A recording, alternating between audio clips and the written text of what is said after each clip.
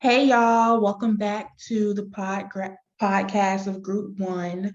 Today we'll be discussing Pan's Labyrinth, and my name is Kayla Cash. I'll be the moderator today, and I'll let everyone else introduce themselves. My name is Kameron Sanders.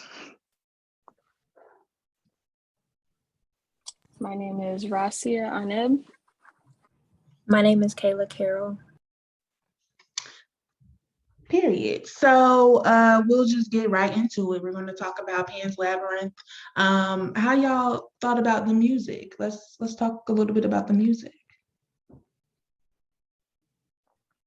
So, at least for me, I thought the music did play an integral role in how they framed the story and how they wanted to tell the story and the overall impact of the film.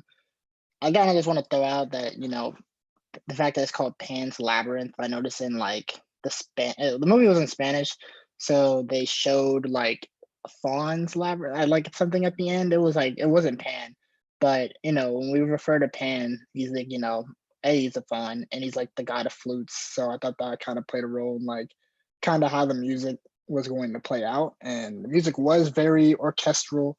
They had a lot of woodwinds, but the thing that really got me about the movie was how they used the music to kind of separate the fantasy of the girl's world and the reality of the situation. Because I don't know about y'all, but the movie was pretty graphic to me at times. And how they really capitalized on that was kind of just like they would play like downtrodden music heading into these situations. And then like something happened, like they purposely cut everything off so you could hear like the crushing and like the squirting and like the gunshots and like very, very unpleasant noises. But then it'll like counter that. And when she's back in like Ophelia's back in her fantasy world. And it's just some whimsical adventure about this little girl like completing these crazy tasks. And overall, it's kind of served as a contrast because, like to kind of escape the reality of the situation she was dealing with, that, she kept going back and back to this world where, whole princesses and fawns and creepy characters, but because like it was really centered around the child's like perception of everything, I thought it served an integral role because as kids, we like to see, well, we want to make our own like idea of like how good natured the world is, and the music really reflected that for me. Yeah, I totally agree with you. The music was definitely kind of magical in a sense, which emphasized the setting of the movie. Speaking of setting, I'm gonna talk about well, no, actually, I'm gonna talk about the actors and the casting right now. So I thought they did really good with their cast. Um, the setting is in Spain, so I liked how like basically all of the characters were Spanish speaking people of Latino or Hispanic descent or whatever. So that's like kind of rare, even though like it's not supposed to be, but yeah. Um Ophelia, I thought she was like uh very interesting little girl, like very curious, knowledgeable and brave. Like she stood up to basically everybody, really. She knew she wasn't afraid of Fawn or like the underworld or the other mythical beings. Um, Shout out to the doctor. He was a real one. Mercedes too. Baby came back for Ophelia. Love that. Um, and yeah, I think the actors, they really embodied uh the time frame they were in, being like they were at war in Spain with like the Nazis versus like the allies of Europe or whatever. And yeah, the acting was cool. Anyone else have anything to say about the acting and casting?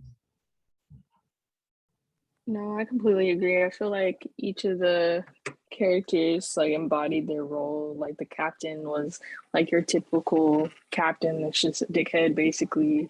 and just wants everything to go his way. And the little girl Mm-hmm. was definitely showing innocence of childhood, like, oh, I believe I could save my mother. Well, actually, she was, but yeah, like stuff like that. Like we're in our own fantasy worlds as a child, and then the mom was like, no, you have to grow up. You have to make sacrifices, even if that means marrying somebody you don't really want to marry. So I think each of them Mm-hmm. showed exactly like you said, the time period that they're in, and just like who they are in the movie. So yeah, I agree. Right. Okay, so now we're gonna get into editing and the camera work of the film. Okay, so I'll begin with camera work and editing. So, I think color was definitely like one of the main elements that was used to like draw a distinction between reality and fantasy. There was like almost a divide between the different types of lighting that was used. So, for example, when they want to represent honesty or like innocence or imagination, they use lighting such as like reds and yellows.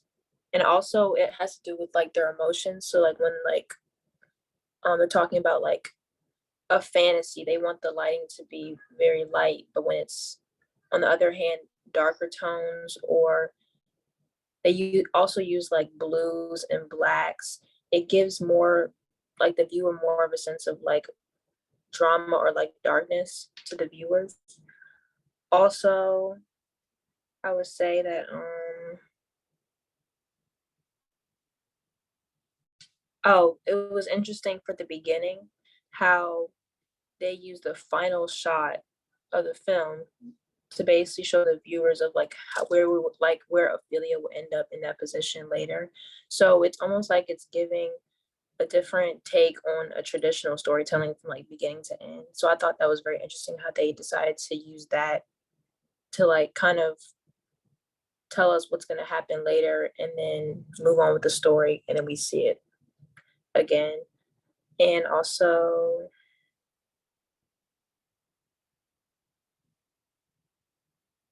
I found it interesting the scene with Ophelia um dying. So it was like instead of like fading to just like a black, it was like a fade to like a yellowish tone. So I don't know what I was gonna ask what you guys think like that means, because I know I said like they use higher lighting like red and yellows to like represent like innocence or like fantasy. So I was wondering what you guys think that meant. Yeah, that's a good point. I feel like it kind of symbolizes like rebirth.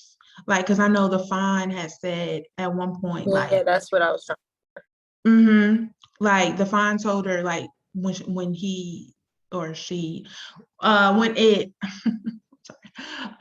first like acknowledged her and she started talking to the fawn told her like you're not even of this world, like you're not born of a human, you're the daughter of or some or no the princess or something of the underworld or whatever. And so I just felt like that part was signified like her like purpose and her purpose of existence. It wasn't like to be of the earth, you know what I'm saying? She was more. So that's I how, agree. yeah, that's how I felt about it. But yeah, that was really good. I didn't even notice much of the camera work, but that part it was nice. So now we're gonna talk about the scripts. Okay, so script is me. Honestly, following the script was pretty interesting. I like, just like Kayla said in the past, a second ago, she was talking about the foreshadowing about how basically when the movie starts, it's basically kind of like how it ends. So I really like foreshadowing in movies, because now I'm like, oh, I really have to finish the movie now because I want to see how they got here. I like the way that the writer kind of like seamlessly put the fantasy world into the reality. Like in some movies, it will kind of be like a distinct difference. Like it's like, okay, she's gonna go through this and this and this. She has to go through these tunnels, and now she's in fantasy and nobody can see her. But in this movie, it was just like they brought the fantasy into helping the mom, even though she still died, like helping the mom with the pregnancy and all that type of stuff. So I felt like it was interesting. Like the fantasy world was basically in the reality, you just had to believe. That's kind of how I took it. Like, if you don't believe in something, you're not going to see it. But if you truly believe, then, you can reap the benefits of that. So I felt like that was interesting. Seeing the way that what's his name? The captain, seeing like the development, well, not the development, but how the captain was living his life, that was kind of interesting just to follow, because it was like he really didn't care about anybody, and he didn't care about the wife, he didn't care about the daughter. Like, as you saw, he killed her at the end, and it was just like all he wanted was to keep his name alive and things like that. So when he didn't even get the opportunity to keep his name and his son's so sorry. The fact that they didn't let his let the son know like who the dad is, I feel like that's very important in the reason like why the dad did everything. Like everything he did was in vain, basically. So sorry, it was so hard to get that sentence out. But yeah, that's basically what I had to say about the script. Does anybody else feel the same way about the captain? Like I was like, he was the most intriguing to me. I was just like, how is he gonna end up? Is he gonna have a soft spot, or like, yeah? So what y'all think? Yeah, he was very sadistic. Like he was evil. Like how you gonna kill a little girl like that? Like it's just kind of wild to me. He didn't Um, even think right. twice. He Like just was like, "Oh, you gotta die."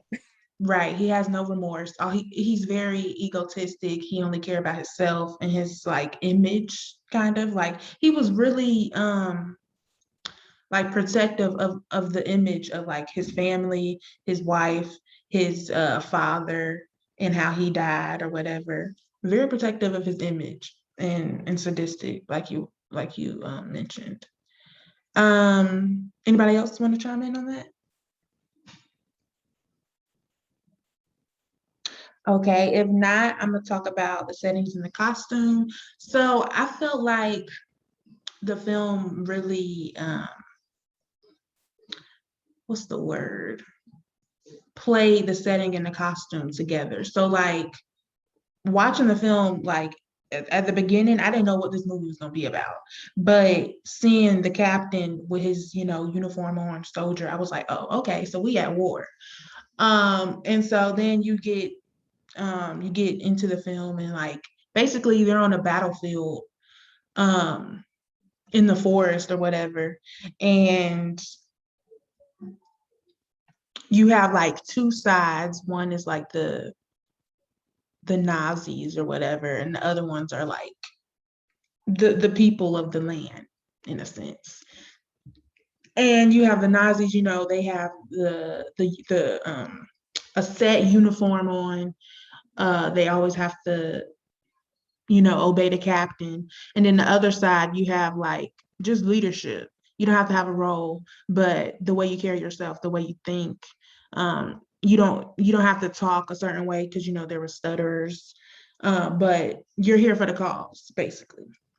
And so, yeah, I liked how they tied together the costumes with the setting of the film. Anybody else have anything to say about that?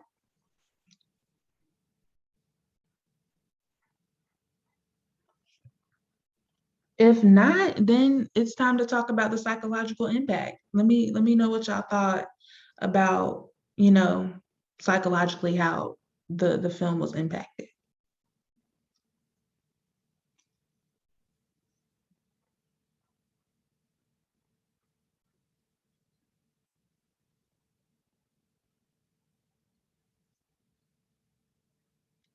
Honestly, I feel like this was the hardest one.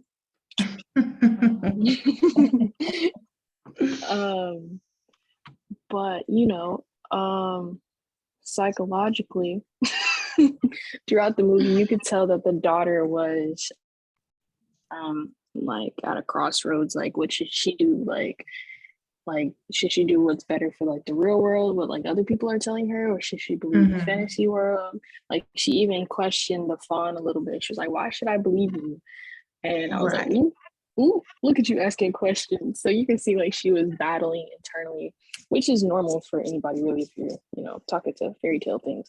But yeah, so that was interesting, I would say, for the psychological impact.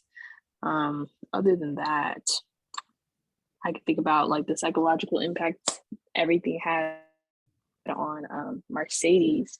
Like she watched the mom die, she watched the doctor man die, and she saw Ophelia die. So it's just like now she has Mhm. that burden on her heart, knowing that it easily could have been her. Like she literally, she was just lucky, but like it Right. could have been her, and it could have been her people too. So yeah, you just know she's living with that. But yeah, that's what I'd say.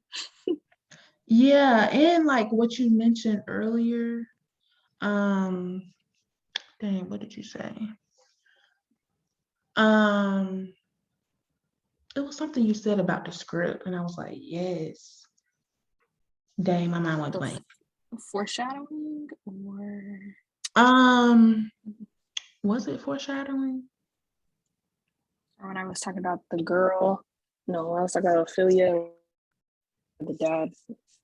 Where they I don't used know. the same scene from the beginning to like foreshadow what's gonna happen in the end. It might have been Right. that. Um, oh, it was the, oh, okay, I remember what I was saying. It was the part where he was like, if you believe, then, you'll be okay type stuff. So like, I feel like a part of the psychological impact can be um, dealing with like what you believe your purpose is and what's right and what's wrong, like in dealing with wars. So Ophelia wasn't even a part of the war. She wasn't fighting, she wasn't battling, but she was battling like another uh segment of it in a sense. Like she was like, okay, I believe there's a magical world and I'm telling Mercedes about it. So I'm gonna be okay regardless type stuff. But um yeah, trying to figure out the words I'm trying to say. But yeah, the part where you were saying like if you believe in it truly, then yeah. Yeah, On no, the I know what you're topic trying to say. on the topic of all that, I think the biggest thing for me was like perception. Mainly it kind of focused on like children and dealing with like harsh realities like war and everything like that and how Ophelia was dealing with it. I think it was kind of just a lens on that overall. As children, we tend to use our imagination and like create our own narratives to kind of cope with like all the real life going around us. Because how else are we supposed to deal with all like war, death, and suffering around us? And so it's just like, as you know, Ophelia, I feel like she like the whole plot of the movie was her basically in this fantasy world trying to deal with, what's going on with her mom with the fatal pregnancy, her super evil stepfather, and her, the death of her father, representing the task, and like the whole root burning, and like that's being the cause of like the fatal pregnancy. And it just really felt like we were watching it through her eyes almost. Like it was just like, she's trying to explain to everybody about this fantasy world, but nobody can really see it but her. And it was really sad at the end, honestly, when she died. But at least in her fantasy, she got what she needed. She made the right choice. But at least if it makes sense, that's kind of what I saw for like my psychological analysis in the movie was just children and war. That's a good analysis. I didn't even think about it like that. Yeah, the way uh kids think and then how they deviate between what's real and what's not, what they believe in and what they enjoy. So yeah. It's so crazy because in my abnormal psych class, we were talking about like childhood disorders and all that type of stuff, and like um, basically how we, if we experience trauma, we tend to basically like distance ourselves from it or like remove ourselves from the situation. Mhm. And it was saying that like for children, they basically create their own fantasy. Like they have made up friends, made up Oh, scenarios, wow. like all that type of stuff. And I literally, right when Cameron was saying that, I was like, bro, I literally just read this. So I could totally see how that can play in the psychological impact as well. Like children, if they're experiencing traumatic things, they're going to zone out and go into a world that's more comforting to them, making them feel like they're safe, even though in the reality they're not at all. So yeah, that was good job. Agree 100%. So yeah, that's our psychological impact of Pen's Labyrinth. If anyone else has anything to say about that, they can do so now. But if not, that is all for this podcast. Thank y'all for listening.